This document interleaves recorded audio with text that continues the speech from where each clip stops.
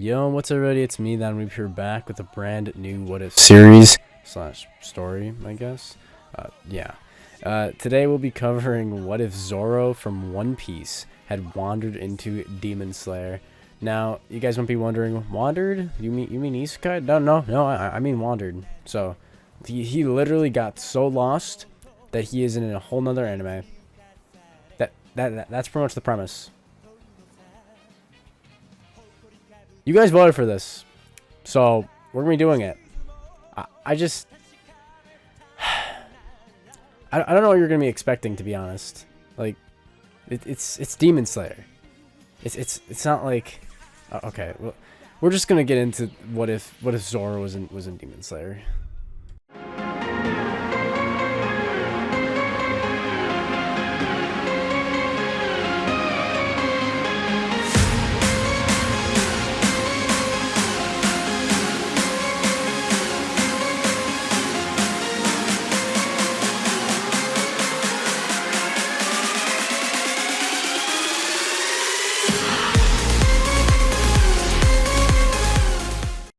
So for this what if that is existing for some reason, it's just basically One Punch Man but with a sword instead. But yeah, we're gonna be picking a Zoro from the One Piece timeline and when he gets lost. Now, I've been thinking about this for a little bit now, and I definitely think Zoro doesn't even really need haki or anything. He really doesn't.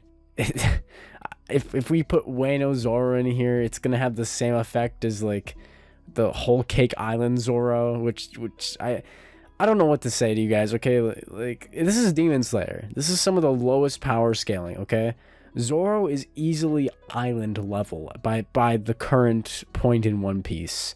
So it's just kind of abuse, you know, like all the Zoro what ifs in Naruto and Black Clover. I mean, he's kind of comparable, you know, but man, you just wanted Muzan to suffer here. Just wanted him to get double deceased, triple deceased from the triple sword style. So yeah, if we're doing this, we might as well just go all the way. We're gonna do 3-year time skip Zoro from the Wano arc, because realistically, it doesn't matter. Any Zoro could probably beat any character from Demon Slayer, which sounds ridiculous. The first 40 episodes where they were doing the introduction for all the characters, Zoro could be on par with a Hashira. And you know why? You know why? Because he could tank Mihawk's sword attacks. Yeah, we're gonna do that. So I hope you guys are ready for just One Punch Man with a sword. You guys voted for this instead of the other what ifs I gave you. I don't know. Anyway, we're gonna just start with how this all happens, with Zoro actually getting lost. It's just Zoro training during the 3 years. So that's when this what if it takes place, is during the 3-year time skip of training. Zoro would take a nap one day, and when he wakes up, it would be freezing cold.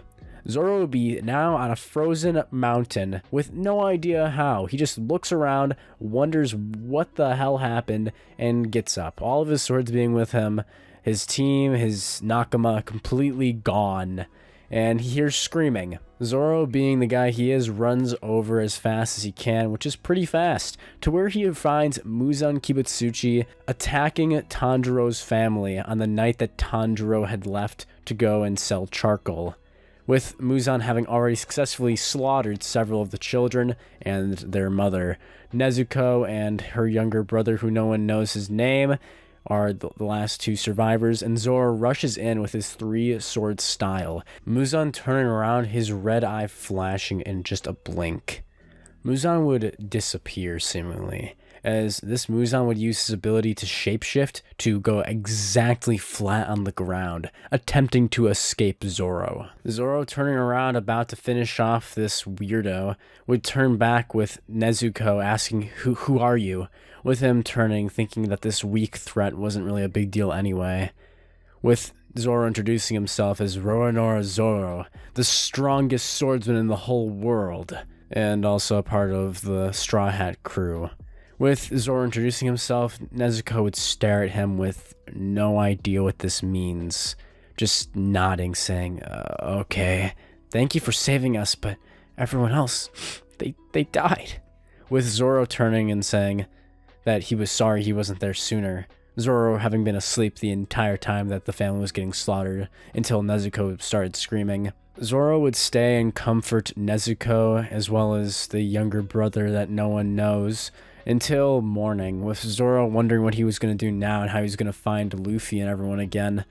Ugh, what a pain. It was at this point that Muzan would have known his life was in danger, wondering why this human swordsman spared him. Not realizing that once Zoro turned around, his sense of direction was so horrible he had no idea where Muzan went, with Muzan blending into the snow with his shape-shifting.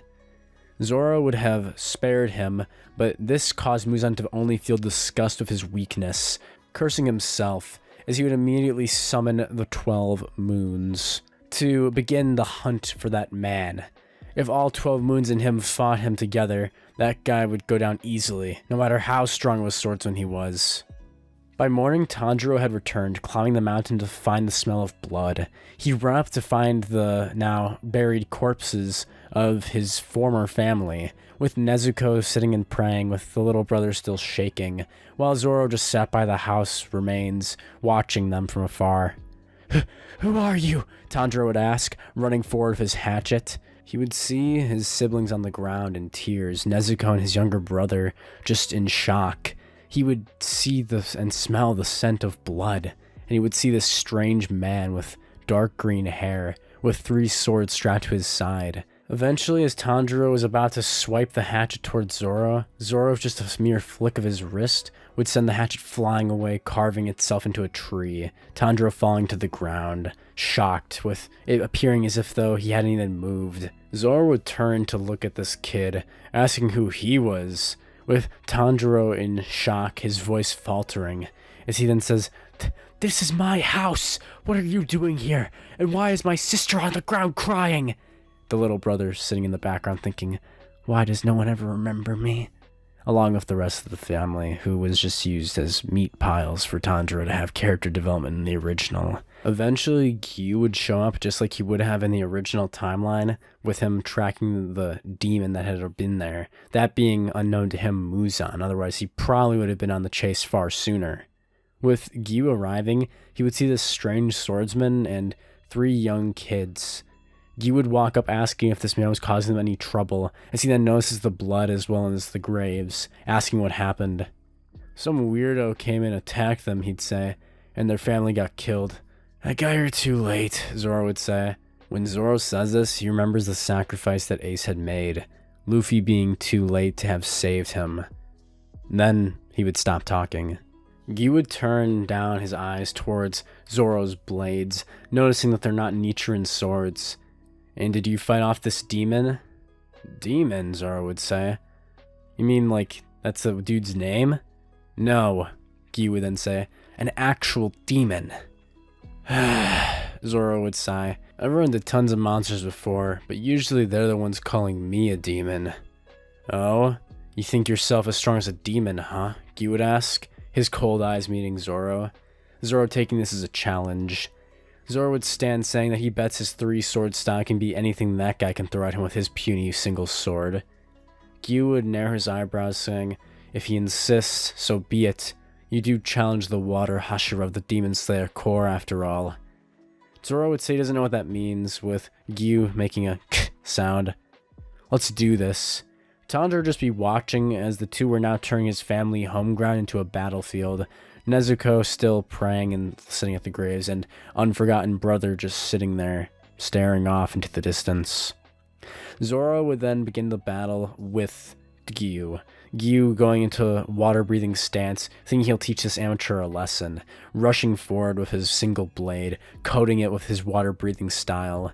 Zoro would find this sort of interesting, as he then runs forward using Santoru, that being the 3-blade style. Zoro wouldn't even have to bring out the Ichidai Sanzen, Daisen Sekai, or the 3,000 Great Worlds, which are Zoro's most powerful techniques. Simply with just 3 slashes, moving forward, one sword, the Ichimonji, gripped in his mouth, would slash through the Hashira, with Giyu falling to the ground, not even having a chance to show his prowess with the sword. In fact, Zoro would be pretty disappointed, with Giyu shocked at his last moments thinking as he falls to the ground unconscious from Zoro just using the backs of the blade. that this guy was too strong. Maybe he was a demon. Zoro would turn around as he then sheaths the sword, with Giyu now falling over just like in those samurai movies. Tanjiro would be watching, calling match, with him seemingly having already recovered from his family's untimely deaths, just like he had in the original. Because there's no such thing as PTSD in anime. Tanjiro saw his family die, and then he was all good. Yeah. Anyway, Zoro, after beating Giyu, would wait for him to wake up, taking a nap himself, with Nezuko and Tanjiro shaking him awake as Giyu be pulling himself up from the ground. As he then walks over, asking who he was, having never heard of someone so strong. Zoro would then pull out a wanted poster from the inside of his shirt, showing Giyu his wanted bounty. Being far over 100 million berries by this point, he would be making a face in pride. What are those symbols? Giyu would be narrowing his eyes on, not actually knowing what berries are, that being the currency of One Piece. This would shock Zoro as he falls backwards, wondering what that even means. Nami would definitely punch this guy a few times and teach him a lesson about money, if she thought he was bad with it. Zoro pulled himself up, saying that it's money, of course. This would cause Giyu to be confused, showing his awkwardness just like we've seen prior in the series. But after that whole ordeal was sorted, he would actually invite Zoro to join him in the Demon Slayer Corps, saying he's already as strong as a Hashira, and he's not even using a Nichiren sword. It's impressive. A Nichiren sword, Zoro would ask. Let me see. Giyu would unsheath his sword, showing it to Zoro, as he then says that it's a sword with the metal capable of absorbing the powers of the sun, causing it to have the heat within it. Zoro would find this interesting, and it's always nice to have a backup sword in case one of his three ever decide to fail him. As he pats them, the cursed sword as well as the legendary one now resonating with his hand. And so Giyu would invite Zoro to join him, to join the Demon Slayer Corps. And to this, Zoro would look up saying, nah, not interested. This would cause Giyu with his mouth to hang wide open, asking, what do you mean?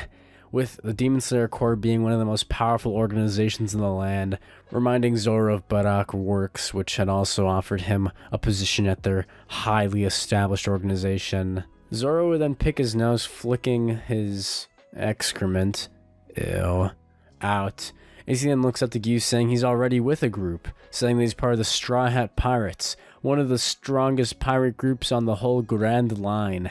Again, this guy who should have known them, with him thinking that his bounty and him announcing who he was would have scared him off, would cause Giyu nothing.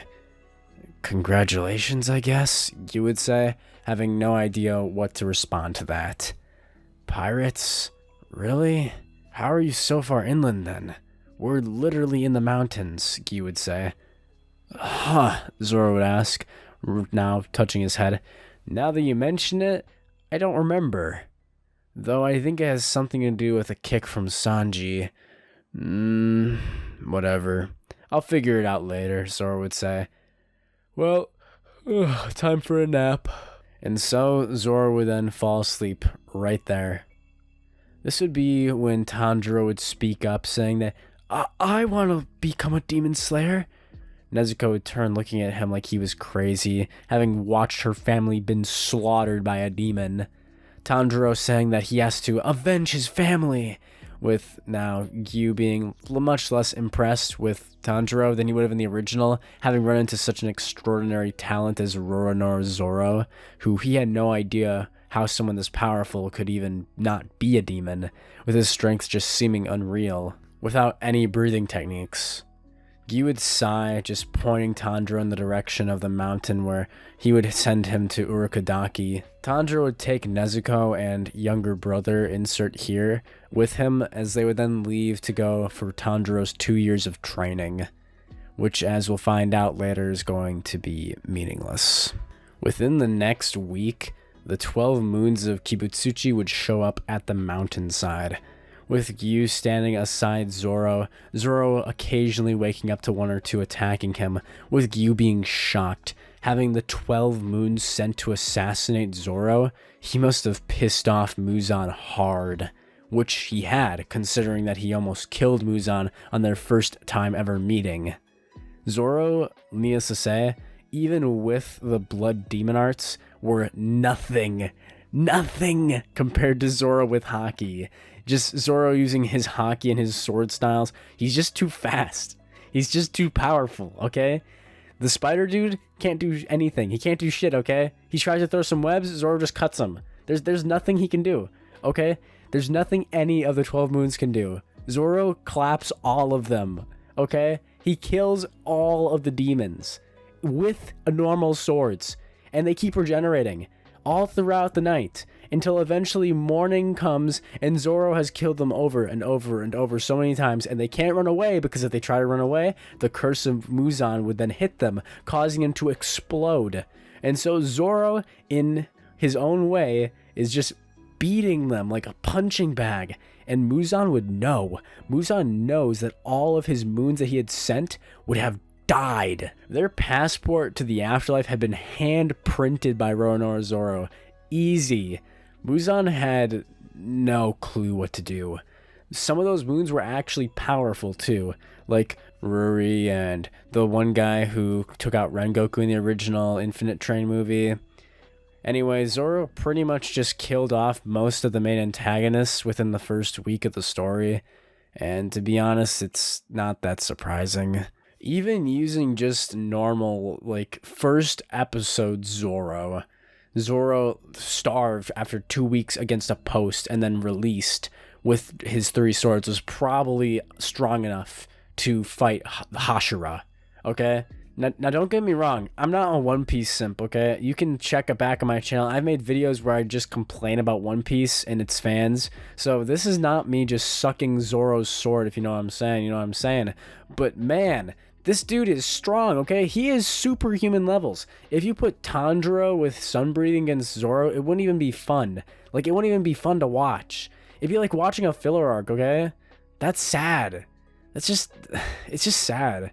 And since I'm actually doing this as an actual what if, like, I'm not just bullshitting here, this is probably what would have happened because Muzan would keep sending powerful demons to try and take Zoro out. Zoro would have just killed off the demons, just fighting them over and over again and making them regenerate until the sun rose. He didn't even need a Nichiren sword. He just kept cutting them up and up and up again with his 3-sword style. Muzan, who is smart and intelligent, would run. He would go to the city and just hide in humanity and try and live his normal life, just like he was doing before during the original timeline when Tanjiro found him in the city. And I just need to remind you, this Zoro has no interest in taking down the demons or Muzan, and he's already done more work than all of the Hashira have for the Demon Slayer Corps in all of time. This Giyu would send back his crow, announcing to the Demon Slayer Corps that a new Hashira has taken his place, with Zoro becoming the Water Hashira with no Nichiren sword, no breathing techniques, and also Giyu announcing that Roronoa Zoro has taken out all of the 12 moons. The only mark that Zoro would have gotten from this encounter was a single scratch that had actually been fatal enough to his eye, causing his eye to have permanently shut, and him to now have one scar going across his eye. Zoro would have been a bit annoyed by that, but it wasn't a big deal, with him having to fight 12 guys by himself anyway. Zoro would go back to sleep, trying to recover the injury and the blood, as his eye would heal up and scar over, causing him to have his one eye closed, just like we see by the end of the 3-year time skip. Zoro would leave, wandering around the Demon Slayer world, casually slaying demons wherever he went, with his 3-sword style, and just waiting till daybreak for them to either run and then die from Muzan's curse, or just have the sun finish them off. With Zoro taking out a majority of the demons that were just out at night, just from him walking around. Zoro breaking off after having made it back out of this weird land would have now gone back to go and figure out where he was going to go for training. Previously, he had been hanging out just with the Straw Hat crew, that being them all having to split into their separate raids after Zoro disappeared one day, and Zoro had decided that he would go and train with a Mihawk, that being the idea for him for the rest of his year for the time skip, at least for One Piece time. as Zoro would leave the Demon Slayer world. From here, things sort of get back onto track with the One Piece timeline, with Zoro just having told of his travels to Mihawk, while the two swordsmen trained with each other, and Zoro learning the same skills he would have in the original One Piece. Meanwhile, back in the Demon Slayer world, things have changed. Many demons were dead. Almost 90% of the population had been wiped out, and there was no way that Muzan Kibutsuchi would be able to come out of hiding, fearing that Roronoa Zoro would be there waiting for him. The eyes of that demon, the 3 sword user who had ruined his life. He hated him. Muzan had only one goal in his heart, and that was to kill Zoro, the one who had taken everything away from him. Little did Muzan know that Zoro was gone, Zoro having just ran off in some direction after meeting Giyu and disappear. The Hashira, on the other hand, would be on the hunt, with the Demon Slayer world pretty much coming to a close. Tanjiro, after his 2 years of training, now with him coming out of training and taking the Demon Slayer tests, taking effectively the same test and fighting the neck demon and all of that. But in this version, there'd be not nearly as many demons, so the Demon Slayers that were still part of the core had much less work to do thanks to Zoro. Now, mostly everyone was just looking for Muzan, and that was pretty much it. From here on, there's a lot less fights. Inosuke's really bored and also pretty pissed at this Hashira guy who had taken on all of the most powerful demons and killed them all, and he'd have really nothing to do. So the rest of the story of Demon Slayer is pretty much made irrelevant until they find Muzan and the same situation with the manga occurs, which I won't spoil for those who haven't read. So if you want to know what happens to the end of Demon Slayer's world, then just go and find Tanjiro in the manga and you'll see Tanjiro, of course, being weaker slightly because he has less experience fighting demons, but effectively the result's the same.